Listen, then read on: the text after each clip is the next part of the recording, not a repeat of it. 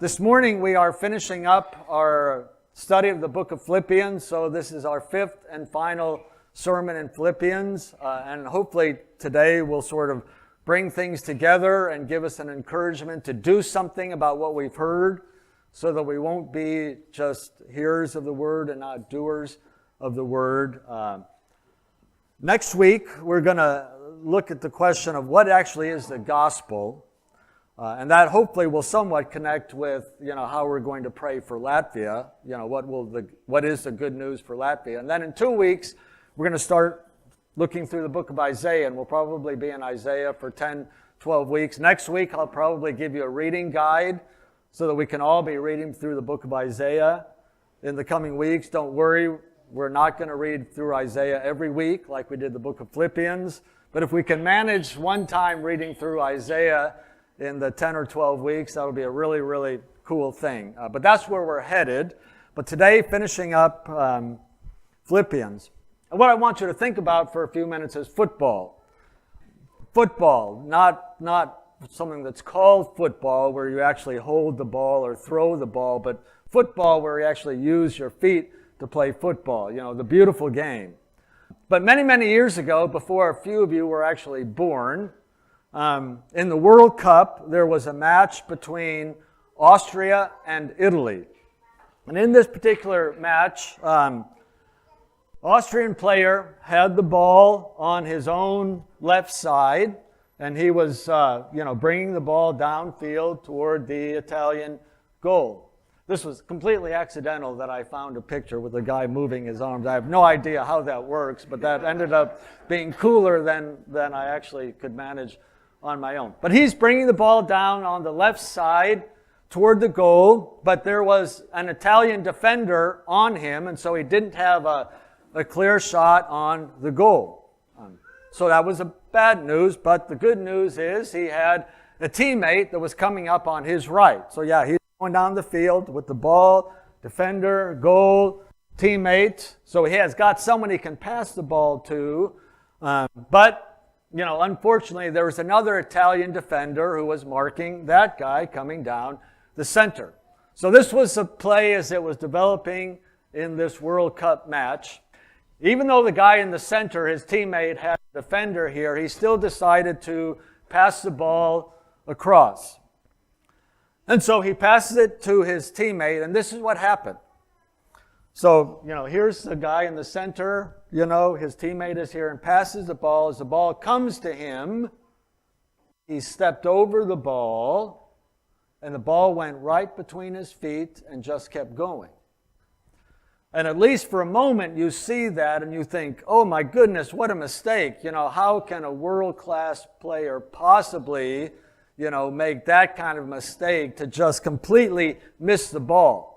I mean, when I started to play, when I was in 7th grade in school, that's what I did, completely miss the ball. I mean, I remember one time distinctly, actually. It was so embarrassing that, but that's what a 7th grade player does, not a World Cup, professional player. So the ball just goes between his legs and past him. But it wasn't a mistake, because as the ball went past him, actually there was another Austrian player coming down the field, and as you can see, there's no defender on him. So he had a wide open shot on the goal. I am very sorry to say he didn't score. This would be a lot better illustration if he had actually managed to score a goal at that point. But anyway, that's the play that happened, and it was such a cool play that I still remember it, many years later, that guy in the center did not make a mistake. He was completely aware of what was going on in the field and what his teammates were doing, and he knew he had a defender, so he let the ball intentionally go between his legs. I mean, it looked like he was going to play it, so everyone's going to look at him. They're not paying attention to the other guy streaking down the field, and the ball goes past him and to him, and it was a beautiful play. And in this play, obviously the guy who shot the ball was very important. If you're going to score, you have to shoot the ball. So he's very important to the play. And the guy who passed the ball, this first guy, he's very important. You get, in your records, you you're not only written down how many goals you score, but how many assists you get. So if you pass the ball to someone who scored, that's almost as good as scoring yourself. That's still a pretty cool thing. So he was important. But in this play, the guy who never even touched the ball was equally important. Maybe even the most important character in that whole play, the guy who let the ball go past him intentionally so that whole play could develop. So we're going to talk a little bit, not mainly about football, though I'm going to keep coming back to football, but about participating on a team and contributing on a team. Last week I talked about picking your battles, and I found this other meme here that says, when you can't pick your battles, at least choose the right teammates. And that's maybe not an absolute truth, but it's still something worthwhile thinking about. When you can choose your teammates, that's a pretty nice thing. And it's good to have the right teammates with you when you are in battle, whether it's a good battle or bad battle. It's kind of nice to have the right people with you. But where I'm connecting this to the book of Philippians is the verse that we looked at briefly at the beginning in chapter 1, where Paul said, always offering prayer with joy in my every prayer for you all, in view of your fellowship in the gospel, participation in the gospel, partnership in the gospel. I've used the word teamwork in the gospel just to keep this image of playing a sport in front of us. But that's the idea. They were Paul's teammates in the gospel. They didn't have the exact same role that Paul had, but they were partners with Paul in the gospel. They were participating in the gospel, and they did that from the first day until now. That is, from when Paul first went to Philippi and evangelized these people and formed this little band of people into a church in this Roman colony in Philippi. They were actively participating with Paul in what Paul was doing. Paul had a mission, but they had a mission. And the success of Paul's mission was advanced because this church also recognized their place in that. So what did that look like for this communitas at Philippi? What is it that they did to help advance the gospel? Well, very simply, number one, they prayed for Paul. Paul says, through your prayers, I might be delivered. That is, Paul is in prison, and he's hoping he will get out, that when he gives his defense of the gospel and of himself, that, the Roman authorities will let him go. And so this church is praying that will happen, and Paul is counting on them to be faithful in praying for him so that he can be freed and, go about his preaching career. And then they gave money, and we looked at this also when we looked briefly at chapter 4. The book of Philippians is first a thank you letter, because the church many times had sent money, and here, while Paul is in prison, they had sent money to him, and so Paul is writing a thank you letter. He says a lot of other things. There's a lot of theology in Philippians, but the primary reason Paul wrote this letter is to say thank you to this church. Of course, Paul being Paul, while he's saying thank you, he's going to say lots more other things because, preachers tend not to shut up so much. So he's got a lot of things to say, but he's thanking them for the money that they sent. And we'll come back to this again later on, but this is one of the ways in which they participated with Paul through financial support. And then they sent a helper, and we looked at this when we looked at chapter 2. They sent Epaphroditus. Epaphroditus is the guy who actually carried the money to Paul.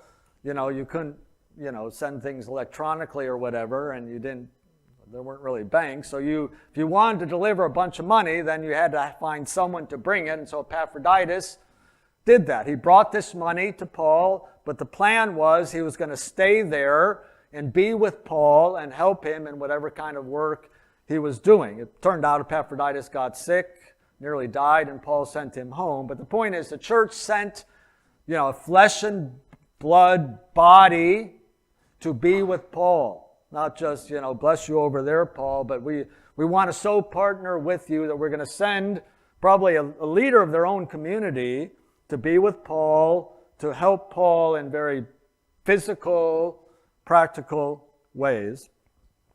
Then finally, how they partnered in the gospel is they themselves were meant to be communicators of the gospel, at least through their lifestyle. The way Paul puts this is they are shining like stars. And this is in chapter 2.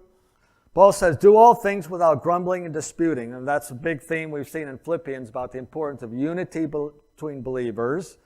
Do all things without grumbling or disputing, that you may be blameless and innocent, children of God, above reproach in the midst of a crooked and perverse generation. That is, you need to be publicly seen by those around you to be a particular kind of people, among whom you appear as lights in the world, or stars in the world, holding fast or holding forth the word of life, that in the day of Christ I may have cause to glory, because I did not run in vain or toil in vain. Some scholars, there's entire books that are written on almost every verse in the Bible. It's kind of crazy how people want to write books about the Bible, and most of them are probably okay. But that phrase, holding fast the word of life, there's entire books written on that phrase and what that means. Does Paul say hold fast it, just hold on to it, or does it mean hold it forth, let it shine? And so what does Paul mean here? And, another scholar very sensibly said that we probably don't have to choose between those two meanings. The reason they need to hold fast to it is because they're holding it forth. Because they are shining in their community and communicating, that's what is putting them under pressure.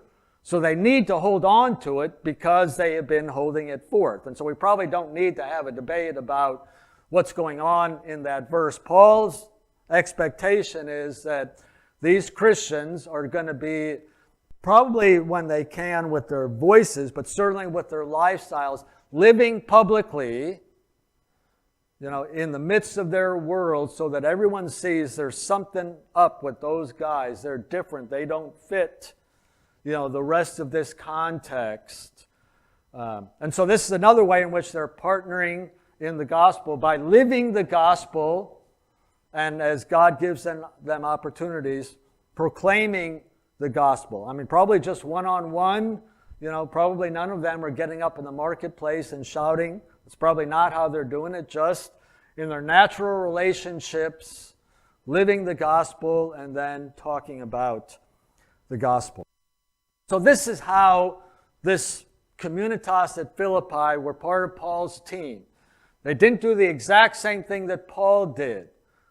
The expectation was not they've got to leave their careers and then start running around the Roman Empire.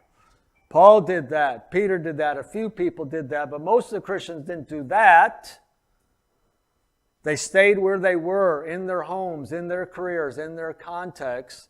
But they were still part of the team, still contributing to that purpose, whatever they were doing, whether they were, bakers or potters or government officials or whatever they were doing. It was in that context that the gospel would advance. But that raises a question, and that is this: what is the place of or the importance of our actions? There's a lot here in Philippians about what people are supposed to do, and following Paul's example, or being like Timothy, following the example of Christ, and so forth. But how important are these things? Is it just, by the way, mainly get your theology straight, have your facts about Jesus straight, and if you can, also try to do some things? How necessary are our works, are our actions? How important are they? How do they fit? Are they a good but not strictly necessary addition to our salvation? Or are they actually, central to being followers of Jesus? And so I want to talk about that for a few minutes, but to do that, I want us to go back to thinking about football. So here's a roster of players on a team. So that might be part of football. You get on a team and you get your name written on the team list. So if you're, playing officially, for a team, your name is probably going to be written down somewhere on one of these lists. And then, you might get a uniform, and that's, especially for young kids, wanting to play a sport, they especially want to get that uniform. When I played like in high school, our school didn't have a lot of money, and my first football jersey was a hand-me-down from the university. And I'm this, little, however old I was then, I don't know, 12, 13. And, the sleeves went down to here, past my arm, and it was a V-neck that probably came all the way down here, and I'm in 7th grade. It's not like I've got this, hairy chest or whatever through my, that was our uniforms, and it wasn't enough for everyone so there was enough for everyone on the field, but, some of the guys had to just wear a plain T-shirt unless they got in the game, and then you had to borrow someone else's. So having a jersey is pretty cool. If you're on a team, you like to have the uniform. And of course, the rules are pretty nice to know and have. Most games, need to have rules. Jerry makes board games, and I imagine he spent a lot of time, how do I write this rule book so that people can understand how to play this game? So you got to have the rules of football. And somewhere down at the end afterwards, it's nice when there's an award ceremony, at the end of the season, and you pass out trophies and so forth. So here's Zidane. It's a Lifetime Achievement Award. That's pretty cool. I wouldn't mind in any area to get the Lifetime Achievement Award, but he got that in football. In spite of headbutting someone, in the face, he still gets the Lifetime Achievement Award. And this isn't football, this is tennis, but I like this award, World Sportsman of the Year. That would be pretty nice to get too, I wish I was, wish I was anything for the year, but World Sportsman for the Year would be pretty nice. So these are all things that are associated with playing football. Your name on a list, you've got the uniform, you've got the rules, you've got the recognition that you've played. But are any of these actually football? None of them are actually football. This is football. Football exists in the playing of football. And if you don't play, it's not football. Football only happens when you play. It only happens when there's action. That's what it's all about. Some little, 8-year-old kid, let's say, who's, follows the World Cup and all the teams across Europe and knows all the players' names and knows their statistics, and he wants to play football. He's not satisfied just if someone writes his name on a list and gives him the uniform. Coach says, well, you're on the team, but you need to just go sit down over there. Okay, he probably, as a little kid, is not playing football to sit down over there. Am I right? He's playing football to play football. So this is football.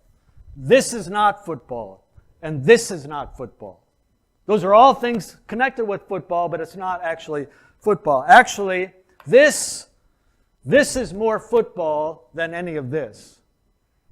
No matching uniforms that here. A couple kids don't even have, a uniform.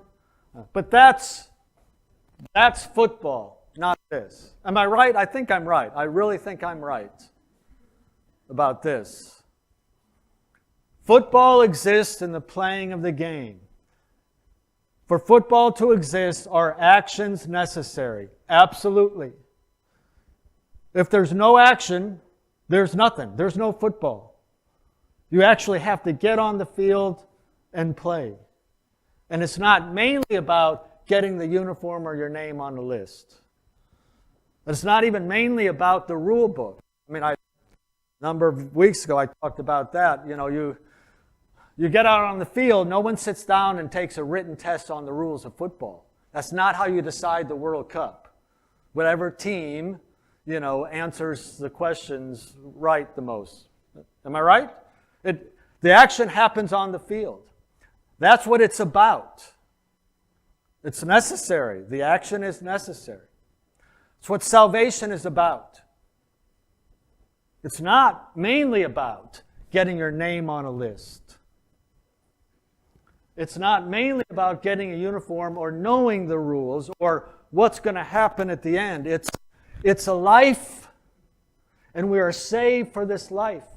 And when you think about this little kid who wants to play football, and he gets on the team, and the coach says, get out on the field and play, that's not that kid's gift to the coach. That's the coach's gift to the kid, that he gets to play. He's not earning something. He's not paying back. It's what it's all about. And to be able to play, the kid will say, thank you for letting me play. Am I right? That's why he's playing. He wants to be able to do this, to play this game.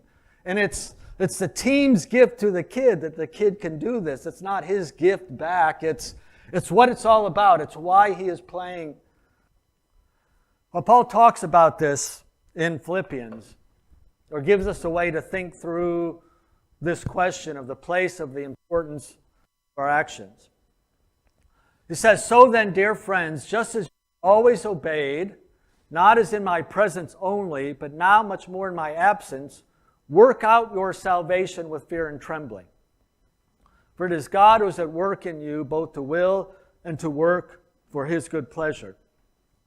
And the phrase there, of course, that has been a problem to many people, for hundreds of years. What is this work out your salvation with fear and trembling? I mean, if you were here last week, in Philippians chapter 3, I talked about there's this list of all these things to Paul's credit. And he says, just forget about all of them. All those righteousnesses, just as dirty rags. And of course, Paul is usually known for this. You're justified by faith, not by works. And so is this a contradiction? Did we get Paul wrong, or did maybe Paul not write this verse? What does he mean by work out your salvation? Are we supposed to do works or not? Okay, so that's the question that troubles people, but I don't think it needs to trouble us if we can step back and look at kind of the big picture of what salvation is and what kind of gift, the actual gift that God has given us. How salvation is a gift. How the whole thing is a gift. The whole thing is a gift. The name on the roster is a gift, and the uniform is a gift, and the award ceremony is a gift, and the playing of the game is a gift, and it's all a gift that God lets us participate with what he's doing. So what does Paul mean by work out your salvation? Well, number one, he doesn't say work for your salvation. He's not saying you've got to do these works and then you will be saved. He's not saying that for sure. Another thing that might help you is that he doesn't use singular words here. He's talking in the plural. He's talking about the community as a whole. So it's not necessarily you've got to do these works and be saved. It's a life for the community, so that might make a difference. The other, a third thing to keep in mind is whatever works Paul is talking about, it's the works that he's been talking about in Philippians all along. He's not talking about, let's say, religious ritual and that kind of thing. It's not you've got to go to church and do this or that. He's talking about, humility and love and serving one another. Those are the works that are in Paul's mind. Those are the works that need to be coming out or connected with your salvation. So it's not just religious works. If you do the right number of religious works, if you, pray X number of minutes, if you read Philippians, every week for 10 weeks, that those, somehow that, he's not talking about those kind of works. I myself kind of take this in this way that, for Paul, salvation is a word for the whole thing. When we get to the book of Isaiah, we're going to look at that word salvation in the Old Testament, and we're going to see it's holistic, it's complete. It's not just what happens when you die. It's the whole thing. Everything that God is fixing, everything that God is saving. Surely we know that there's so much that needs saving. Not just my soul, so that I can go to heaven when I die. I need complete saving. And this world needs saving. This world needs salvation. And often, that word salvation isn't just mainly about me and what's going to happen when I die, but it's just, It's the whole thing. Okay, so I take this probably more as simply work out, live out your salvation. What your salvation means, just live that out. Practice that. That's what it's about. You've been saved so that you can actually have this lifestyle. Another thing that actually that word salvation, though often when we read in the Bible, we give it these great spiritual meaning, but it's got kind of more simple and mundane meanings. In Philippians, Paul used the same word when he says, through your prayers, that will lead to my deliverance or lead to my salvation. It doesn't mean through your prayers that maybe somehow I'll finally be saved spiritually. I'm pretty sure Paul was saved by this point. You know what I'm saying? It's just a word that can mean literally he wants to get out of prison, and he uses the word salvation. This will work out for me getting out of prison. So it could be actually when Paul used the word salvation, he's simply saying, live in a certain way that will deliver you from, the enemies in your context. So for instance, the Roman authorities won't blame you and you won't get in trouble. It could actually be as simple as that. My point for now is that there are a number of ways actually where you can understand this without it suddenly bringing works in order to be saved back into the picture. As if we have to earn our salvation. Okay, we don't have to earn our salvation. It is most definitely a gift, a free gift. And yet, the works and the action is actually necessary. So, how can we understand this in a way that we can still move forward? And I think, again, if we just step back and think about the big picture, we can avoid interpreting this in some way that's going to bring us back into some kind of legalism or whatever. I mean, one of the things that you should note here when Paul says, work out your salvation with fear and trembling, he also says, because God is at work at you, in you, both to will and to work for his good pleasure. So whatever we can do, it can only happen if God is also active. In fact, Paul had said this earlier in chapter 1 when he said, he who began a good work in you will be bringing it to completion until the day of Jesus Christ. Okay, so it always starts with God. It never can start with us. So this is one of the ways in which we can avoid pride, is if we understand that God has to move first and always be active. Okay, we are never on our own, and that's good news, because on our own, we can't do anything. There will be no works, there will be no action if we're on our own. Anything that we can do is only because God has done it first. And God is always active. It's always grace. It is always from beginning to end by grace. And then once again, I think if we could somehow shift our thinking and just understand or just have a different perspective about the place of our actions, to me, it just makes everything much more clear. And it's simply this: our action, whatever we do, which is necessary, it is still more His gift to us than our gift to Him. I mean, some people kind of have the idea, okay, God did all this for us. We looked in Philippians chapter 2, and Jesus, the eternal Son of God, left heaven, became the form of a human, descended all the way to death, even death on a cross. And so Jesus did all these things for us to save us. And then, so now because He sacrificed all this, now we need to sacrifice back to Him. We somehow have to pay back. I mean, I think a lot of Christians, that's what we think. We somehow have to pay back to God what He did for us. He did so much, we've got to somehow pay that back. It can never happen. We can never pay that debt. It's too huge. Okay, we can't pay. There's no amount of works if we have to earn it and pay back. There's no amount of works that can ever do that. Okay, the reality, the truth is, anything that we do is, again, God's gift to us. He lets us get on the field. Think about that little kid. He's allowed to get on the field. This is the good news. This is the amazing gift.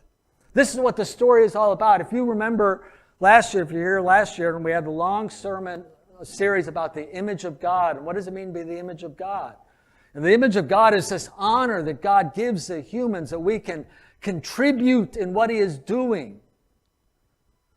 We get to be co-creators. God got everything started, but then He created these humans that are going to reproduce. That's God's gift to humanity. We get to do this. We get to create gardens. God made the plant, but we get to create gardens. God made language, but we get to make works of literature. This is what we get to do. This was God's gift to us in the image of God. It's His gift to us, these works, these actions, and it's a blessing, it's grace. And it's a sign of how much God really loves us and accepts us. Not only do you get your name on the roster, but you actually get to contribute. I mean, it is surely good news, that God forgives us and lets us get our name on the roster. Yes, that's good news. And we could maybe rejoice in that. But the amazing love of God is He accepts us so totally, so completely and utterly, that He lets us be a part of what He is doing. He puts us into action. That's how much He accepts us. Not, you can be on my team, but sit down and just shut up over there. I don't actually want to hear you or see you. That's not our God. Our God is a God who accepts us completely and utterly and lets us be a part of what He is doing. Back to the church at Philippi and why they could see this life as a gift to them. In 2 Corinthians chapter 8, Paul talks about the church at Philippi in that area as he writes to the Corinthian church. And he says, "Now, brothers and sisters, we want to make known to you the grace of God which has been given in the churches of Macedonia." Philippi being kind of the chief church in the area of Macedonia. "That in a great ordeal of affliction,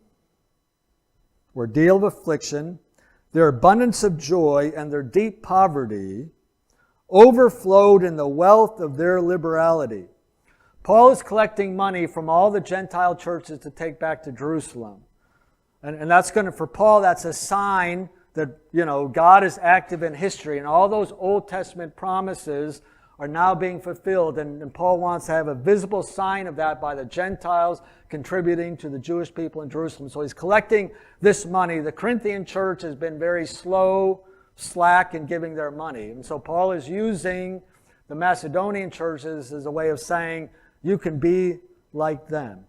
So Paul says, "I testify that according to their ability and beyond their ability, they gave of their own accord, begging us with much entreaty for the favor of participation in the support of the saints. And this they did, not as we expected, but they first gave themselves to the Lord and to us by the will of God." Again, it's a completely different perspective that these Philippians had. They begged Paul for the favor of being part of this. They asked Paul, "Please let us be a part of this. Please let us be active. Please let us give this money. Don't deny us this grace gift." That their giving they saw as a gift to themselves. They didn't see, "I've got this money, I'm going to give it, and wow, how gracious I am." It's like, how gracious God is that I can give this. It's a completely different mentality than we often have. But Paul said their great affliction, plus their joy, plus their deep poverty, and what does that equal? I mean, two of those are negative. Two negatives and one positive. You would expect the outcome, I'm no mathematician, but if there's a lot more negatives there, you expect that the equation to be negative. But Paul says affliction, joy, and deep poverty came up in great generosity. And that makes sense of what Paul said in chapter 4 of the book of Philippians, when he said, "And my God will supply all your needs according to His riches in glory in Christ Jesus." That's not a promise for every Christian. It's not an absolute promise to every Christian. That's often taken that way. Wow, God will supply all your needs, and, if your needs include a new private jet, God will supply that as well. I'm claiming this promise.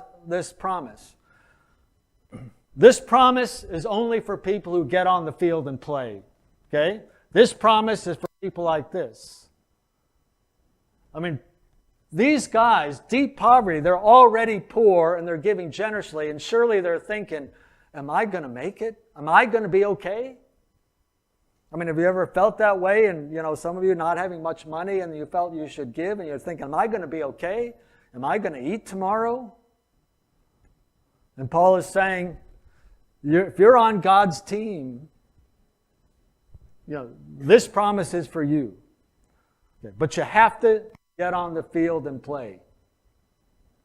Okay, if you want to claim that promise, you got to get on the field and play. See, when you get on the field, it's a completely different perspective. You see everything differently when you're actually down there and playing and running and doing your best and falling and getting hurt and all the other things that go with the game. But if you want to experience the game, you actually have to get down on the field and play. And that's where the actual joy comes from. The real lasting joy comes to the people who actually played the game. I mean, when I played football, soccer, football in high school, my 11th grade year, we had a really good team. We won several tournaments. We were the champions of our league. I'm sure that most of my classmates who didn't play, they've completely forgotten that. And I doubt anymore they can remember that and experience the joy of that victory. But for those of us, who actually played, I can still relive that joy. And if I were with those teammates, we could talk about the conditions. We were playing up on a mountain. It was so foggy from the middle of the field, you couldn't see either goal. I can still remember all. It was really good because the referees couldn't see things too well. But what I'm saying is the best perspective is from on the field. And you only have those stories when you're playing the game. And that's when you realize this is not my gift to anyone. This is God's gift to me, that He allows me to participate in what He is doing. And it's a gift that I get to experience God in amazing ways when I'm on the field. At the men's group, I shared this story, and so for you guys, you can tune me off for a few minutes.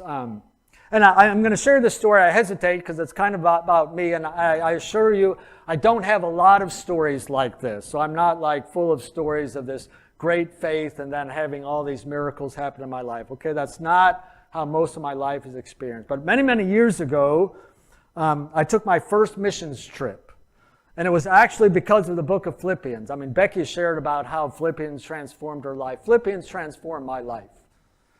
Hearing a series through Philippians, and one of the teachers just talking about the missions emphasis on Philippians, and I remember it was March of 1989, sitting in church, and I suddenly thought, I'm doing it this summer.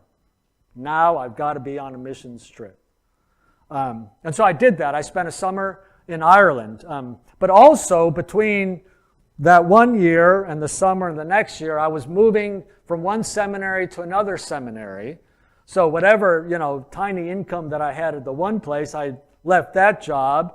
And then I was on this missions trip, all summer, then starting a new seminary, and needing work and all that kind of thing. And I remember before I left for that summer mission trip, it must have been in May, I got a letter from the new seminary saying, okay, we've given you this scholarship, a little bit of financial scholarship. I think it was like $300 for the semester. Okay, back then, this is crazy back then. I think the tuition for the semester was something like $1,500 that I had to pay for tuition for that semester.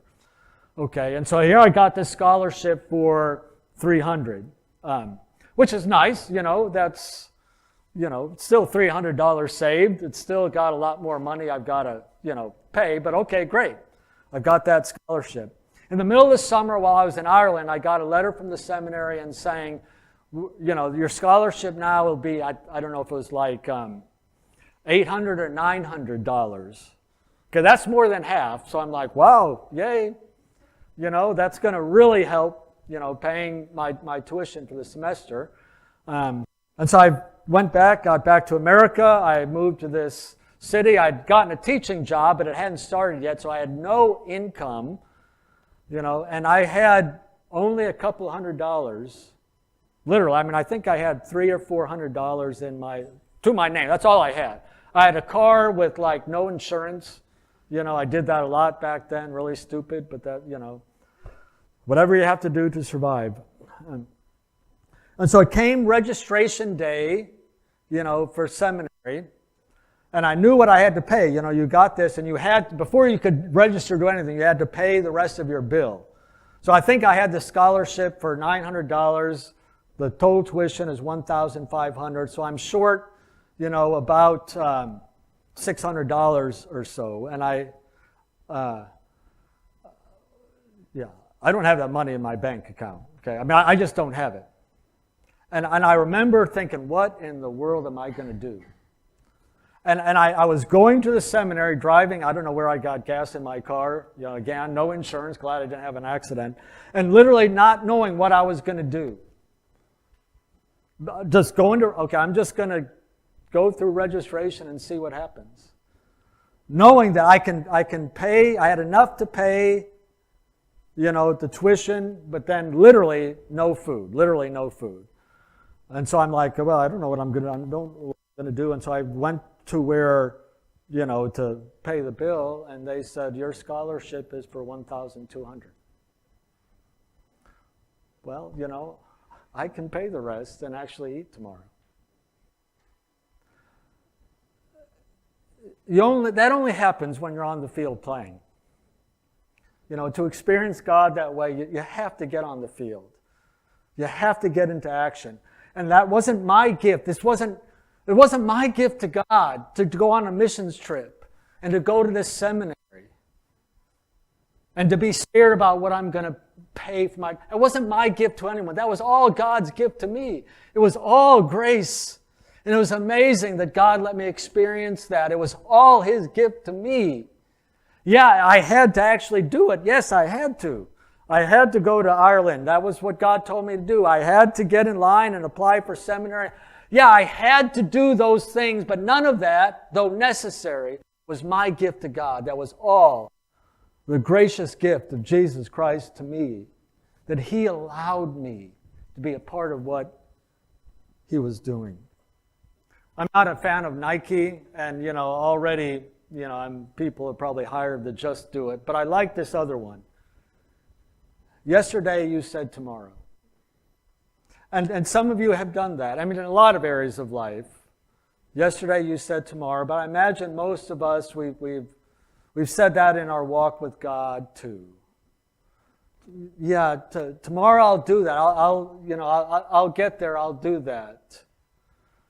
We said that before, but where are we now? So get in the game and start playing.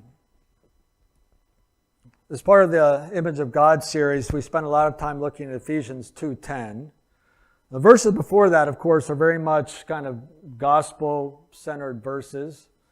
For by grace are you saved through faith, that not of yourselves. It is the gift of God, not of works, so that no one can boast. Okay, very common salvation verses. The gift of God, Paul says, it's not of works. But that's half the gospel. The next verse that is all connected, Paul says, for we are His workmanship.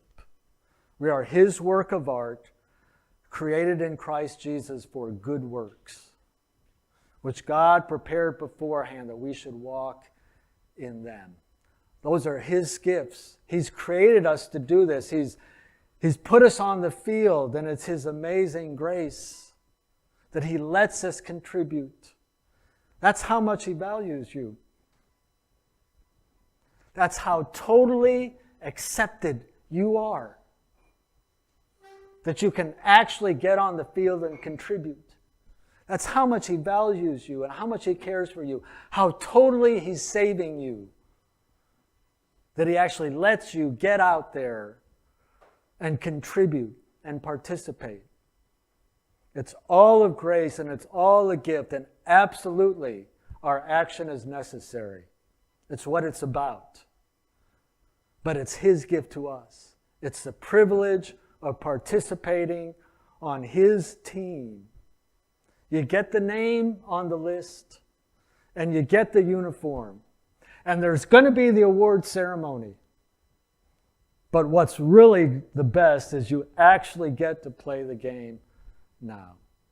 Get on the field and play, and that's the only way you're ever going to experience the joy of participating. It's the only way. The only way you'll see what it's about, if you get on the field and play.